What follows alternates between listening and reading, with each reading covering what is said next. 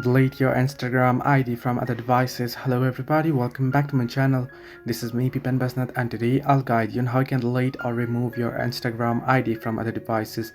Now the process itself is quite simple and quite easy, so let me guide you through. First things first, you want to open up your Instagram account and you want to make sure you're logged into your account. Now here on the application, you can see at the bottom right corner of your screen, you'll be able to see your profile icon. You want to simply tap on it. Once in the profile, what you want to do is you want to tap on the three horizontal line icon or the hamburger icon at the top right corner of your screen, and then tap on settings and privacy. Under settings and privacy, you can see the very first option, account center. Now make sure your Instagram application is updated to the latest version, or else you won't get this option. So you want to tap on account center option. Once here, you can see the first option under account settings, password and security, right? Simply tap on it. Once you tap on it, here you can see the option that says where you are logged in under security checks. Simply tap on it, and here it'll ask you to choose an account. If you have multiple accounts connected, it'll ask you to choose a particular account. In my case, I only have a single account, that is this particular Instagram ID, so I'll just tap on it.